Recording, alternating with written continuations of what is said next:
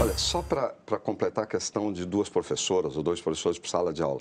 Nas escolas particulares, caras, na maior parte das vezes tem dois professores. Eu não vejo por que no ensino público não possa ter. Tem outra vantagem que beneficia até as faculdades de pedagogia.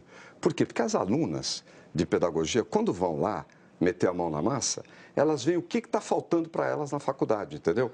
Agora, a grande limitação é só a existência de faculdades de pedagogia. Nós vamos levar isso para o Brasil inteiro. Eu tenho certeza que vai ajudar. Ok, candidato, vamos então mudar de assunto. Nós temos um assunto que diz respeito à política agora.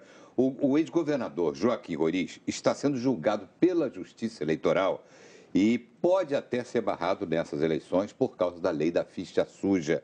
A lei da ficha limpa ou ficha suja. Ele não é considerado um ficha limpa.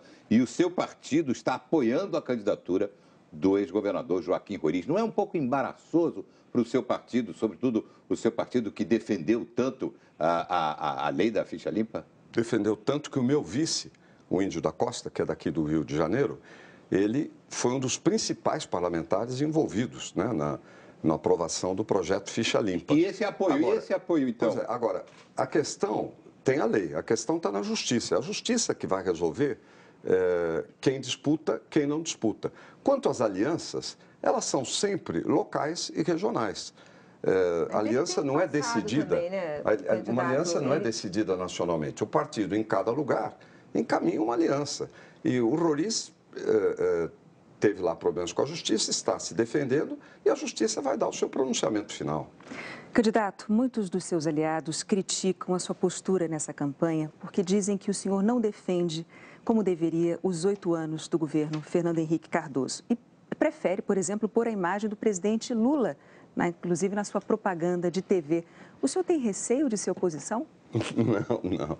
Olha, essa coisa do Lula, foi bom você ter perguntado, porque se repete muito, e não estou dizendo que é o seu caso, mas muita gente que pergunta não viu. Passou durante 3 segundos na televisão, ou 4 segundos, na verdade, estava voltado para a candidata dele, no sentido de que ela não tem uma história, não tem uma biografia sólida, né? Consistente com uma candidatura dessa importância com a presidência da República. Então, pegou o atual presidente da República e a mim, que sou candidato, e diz, ambos têm história, ambos têm isso, e a Dilma não tem. Eu estou aqui reproduzindo.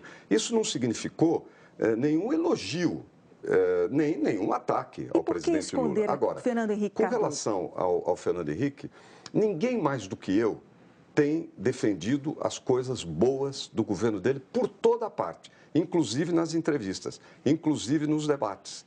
Agora, virou um mote e o pessoal chega, você sabe, a imprensa gosta Menos no de horário duas coisas. eleitoral, A imprensa candidato? cuja liberdade eu defendo gosta de duas coisas em campanha eleitoral. Esse é um fenômeno mundial. Eu estava lendo, está acontecendo nos outros países, etc.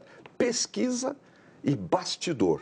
Fulano disse que cicrano disse que não sei o quê, que não sei o que lá, entende?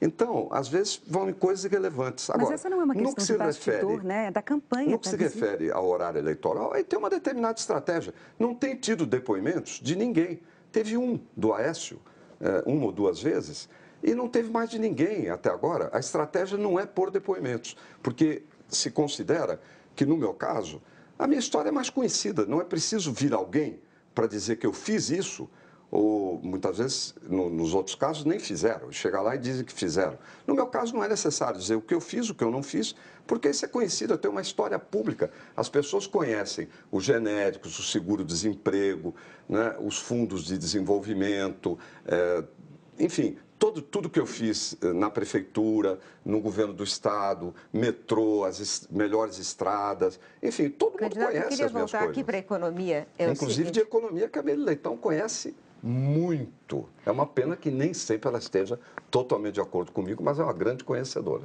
Por exemplo, num ponto que o senhor disse aqui, o senhor disse que o senhor tem feito críticas à abertura econômica, dizendo que ela foi rápida demais, e tem dito que o país está se desindustrializando. Candidato, o país está crescendo 7%. As empresas estão aumentando o investimento em vez de diminuir. Essa ideia da desindustrialização, eu não estou vendo fatos da realidade que comprovem isso. Além disso, quer dizer, essa sua crítica à abertura econômica, isso foi há 20 anos atrás que a abertura começou. O senhor pretende revogar isso e voltar ao protecionismo? Qual é exatamente a sua ideia em relação a isso? Claro, eu não tenho falado disso, inclusive, ultimamente. O que eu disse é que a abertura econômica que foi feita no governo Collor, o Brasil tinha uma economia fechada, 50 anos fechada. Abriu de repente e foi no estilo da cavalaria antiga. Lembra o filme do Errol Flynn, a carga da brigada ligeira, etc. Rápido e mal feito. Cavalaria antiga era assim. Ela Nós temos ainda tarifa de 35% até hoje, 20 anos depois. Fazia um processo rápido e mal feito.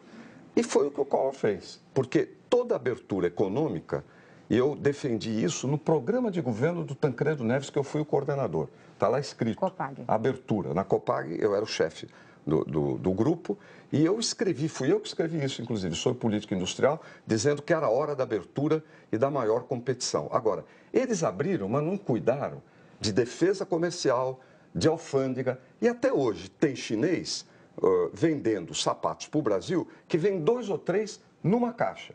A adoção de preço de referência, ou seja, um preço mínimo... Você vai criar barreiras ao comércio internacional? Não, eu vou fazer defesa comercial. Porque o Brasil atua com burrice nessa área. Vou fazer defesa comercial. Produto chinês entra pela metade do preço e paga por fora. Né? E aí a mercadoria importada não paga imposto, a produção nacional paga. Isso não tem cabimento. Todos os países civilizados, os mais escancarados do mundo, Miriam, se defendem e nós não nos defendemos. A indústria de brinquedos abastecia 90% do mercado nacional. Hoje abastece 50%. Você conversa com eles, eles nem falam tanto do câmbio. Sabe do que eles falam? Do produto que vem subfaturado pelo peso, não me pergunte como é que entra o peso nisso. Peso, preço, faturamento, etc. Então, a indústria aqui paga imposto e o importado paga metade do imposto, porque metade entra por fora. Há alguns anos eu vi a China exportava para o Brasil 10 bilhões de dólares de têxteis e o Brasil importava 5. Ou seja, os outros 5, isso dados oficiais, entravam por fora sem pagar imposto. E o empresário nacional têxtil prejudicado por uma concorrência desleal. Nós reconhecemos a China como economia de mercado, nós, eu quero dizer ao governo que é um erro, porque não é uma economia de mercado, e ficamos mais amarrados ainda para nos defendermos de práticas desleais de comércio. É nesse sentido que eu disse que a abertura foi mal feita. Você devia ter feito as duas coisas gradual e simultaneamente, aperfeiçoado ou criado mecanismos de defesa comercial. Tem um outro ponto do seu pensamento recente, que o senhor tem repetido sempre, é a questão cambial. Né? O senhor acha que a moeda está supervalorizada e que, portanto, isso prejudica os exportadores e facilita os importadores, inclusive da China e tal. O senhor tem falado sobre isso. Agora, como é que o senhor pretende mudar essa relação? O senhor pretende desvalorizar o real de forma intervindo no Banco Central? Olha, aí tem duas coisas importantes, que são consenso. Que o real está supervalorizado, isso todo mundo concorda. E que isso prejudica a produção doméstica, todo mundo concorda. Aliás, você falou de indústria, você vai pegar a indústria de tratores, colheitadeiras, automóveis, etc. Elas estão virando, pouco a pouco, montadoras de verdade, porque a produção, as partes intermediárias, etc., eles estão aumentando agora rapidamente as exportações, as importações. Vai para o interior do Rio Grande, do Paraná, de Santa Catarina. Eu já vou chegar lá. Eu estou aqui diagnosticando o problema. Então, tem um problema, sim, de retrocesso industrial.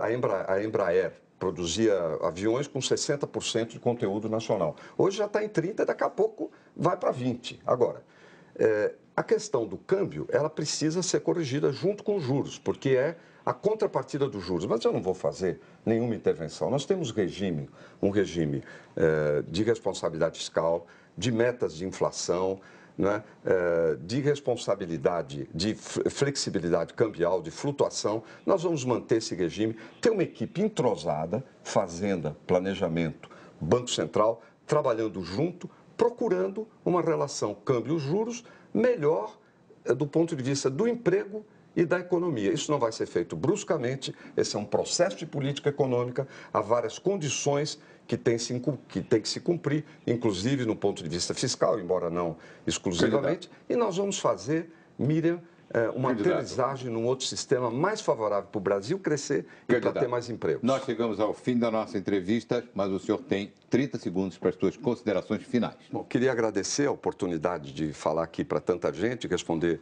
perguntas de bom nível, algumas muito esclarecedoras, e queria dizer o seguinte: eu estou dedicado nesta campanha para ser presidente da República pelo Brasil. Eu acho que o Brasil vive um período crítico da sua história. As pessoas hoje estão satisfeitas, mas é preciso que estejam satisfeitas amanhã. Então, nós temos que ter uma economia forte. Nós temos que ter avanços na segurança, na saúde e na educação e na defesa das liberdades, que hoje é um assunto que se coloca de forma muito impactante, inclusive da liberdade de imprensa, que é a condição para a existência da democracia. Hoje nós temos uma chantagem sobre a imprensa brasileira. Candidato e eu queria José dizer que eu sou um defensor da liberdade desculpe, da nossa imprensa, eu vou ter inclusive que da de vocês. Agradeço a sua presença aqui no Bom Dia Brasil.